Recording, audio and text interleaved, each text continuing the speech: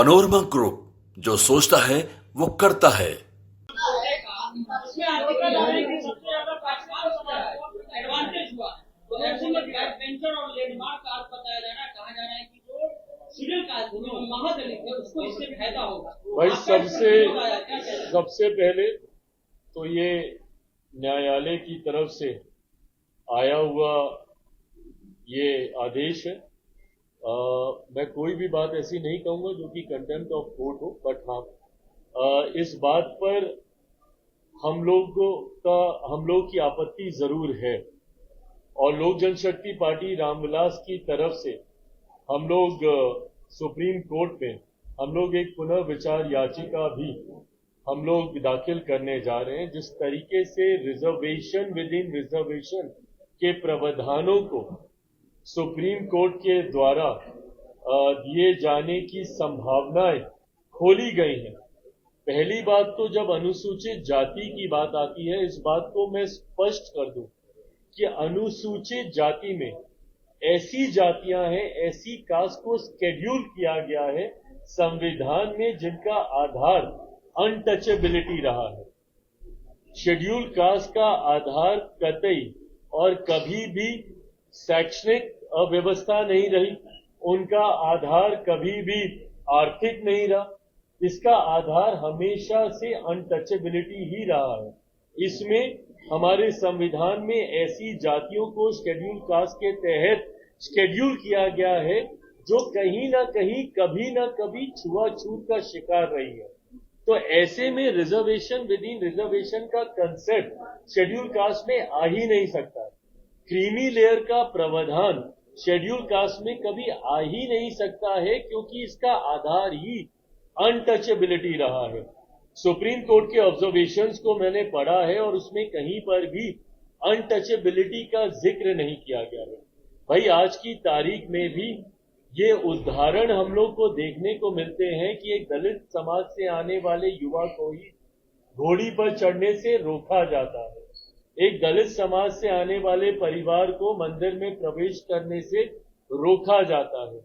कई ऐसे उदाहरण हम लोग के सामने हैं जहां पर संपन्न लोग भी जो कहीं ना कहीं समाज में एक अच्छी पहचान बना चुके हैं, वो लोग भी जो दलित समाज से आते हैं, जब मंदिर में जाते हैं तो मंदिर धुलवाया जाता है। तो आज भी इस तरीके के भेदभाव को प्रैक्टिस किया जा रहा है। तो जब भेदभाव छुआछूत के आधार पर हो रहा है, ये भेदभाव कहीं शिक्षा के आधार पर नहीं हो रहा, ये भेदभाव कहीं आर्थिक दृष्टि से नहीं हो रहा कि भाई आर्थिक तौर पर आप सक्षम हो गए तो अब कोई भेदभाव नहीं होगा। जैसा मैंने अपने उदाहरण में बताया कि कई ऐसे बड़े नाम भी हैं, मैं नाम नहीं ले रहा, आप सब उन नामों को भी जानते हैं। कई ऐसे बड़े नाम भी हैं जो अगर किसी मंदिर में चले जाते हैं तो उसके बाद उस मंदिर को गंगा जल से धोया जाता है। तो ऐसे उदाहरण आज की तारीख में भी देखने को मिलते हैं। तो जब ये उदाहरण है तो ये दर्शाते हैं कि ये जो भेदभाव हो रहा है ये आपकी आर्थिक दृष्टि पर नहीं हो रहा या आप कितने कामयाब हो गए हैं अपने क्षेत्र में उसको लेकर नहीं हो रहा है। ये इसलिए हो रहा है क्योंकि आज भी छुआछूत को मानने वाले लोग हैं। और शेड्यूल कास्ट का जब मैंने जिक्र किया, इसमें उन्हीं जातियों को इसमें रखा गया है जो छुआछूत का शिकार कभी ना कभी कहीं ना कहीं समय के किसी दौर पर रही है। तो जब आधार आपका छुआछूत है तो ऐसे में क्रीमी लेयर का प्रावधान या रिजर्वेशन विद इन रिजर्वेशन का प्रावधान हो ही नहीं सकता है। इसीलिए मैं और मेरी पार्टी लोक जनशक्ति पार्टी इससे असहमति रखती है और इसीलिए हम लोगों ने पुनर्विचार याचिका सुप्रीम कोर्ट में हम लोग आने वाले दिनों में हम लोग दाखिल करने जा रहे हैं। भाई देखिए, मैं सरकार का हिस्सा हूं और मेरे पास सरकार के भीतर इन चर्चाओं को करने की गुंजाइश मुझे मिलती है।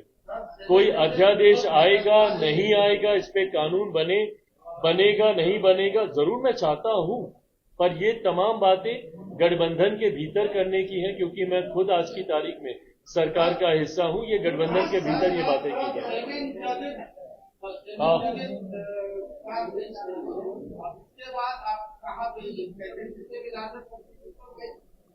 हाँ, भाई देखिए, पुनर्विचार तो ये हम लोग का अधिकार है।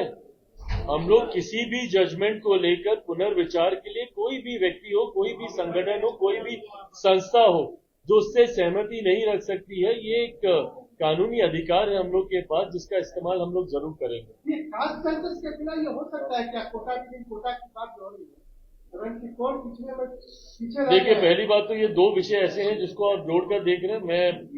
मैं जातीय जनगणना का मैं पक्षधर हूं, पर मैं कतई जातीय जनगणना का पक्षधर इसलिए नहीं हूं कि इसके बाद रिजर्वेशन विद इन रिजर्वेशन के कंसेप्ट को लेकर आया जा सके।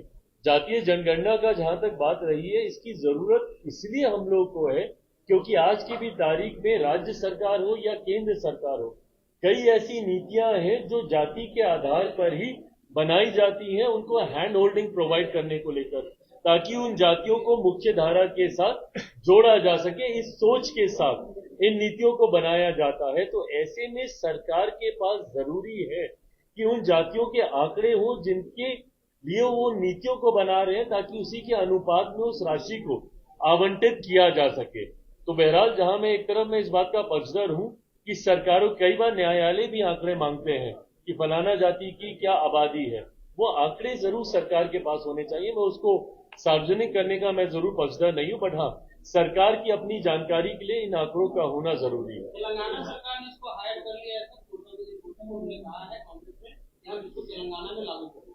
भाई बिल्कुल, क्योंकि अब कहीं ना कहीं न्यायालय की तरफ से ये संभावनाएं खुली हैं, तो जरूर जो राज्य ऐसी सोच रखती है, बंटवारे की जो सोच रखती है, जो डिवाइड एंड रूल की सोच रखते हैं, वो सरकारें जरूर इसको बढ़ावा देने का प्रयास करेंगी। पर मैं इस बात को दोहराता हूं, अनुसूचित जाति की एकता ही उनकी ताकत है जो उनको आगे लेकर जाती है। बट कई लोग इस ताकत से घबराते हैं और इसीलिए वो बंटवारा करना चाहते हैं, और इसीलिए वो इस तरीके की सोच को बल देना चाहते हैं जो इस समाज में बंटवारा करे। आज की तारीख में मैं पुनः इस बात को दोहराऊंगा, इस समाज का, इस वर्ग का, इस पूरी जमात का, अनुसूचित जाति जमात का आधार सिर्फ और सिर्फ अनटचेबिलिटी है, और ये अनटचेबिलिटी में किसी तरीके के क्रीमी लेयर का कोई प्रावधान नहीं।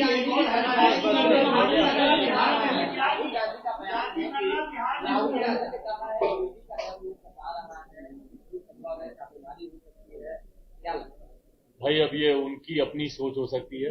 अगर इस बात का, अगर राहुल जी को डर है, भाई जिस तरीके से उन्होंने इन बातों को रखा है, उन्हें इसको ऑथेंटिकेट भी करना चाहिए कि कौन ऐसे ईडी के अधिकारी थे जिन्होंने उनको फोन किया।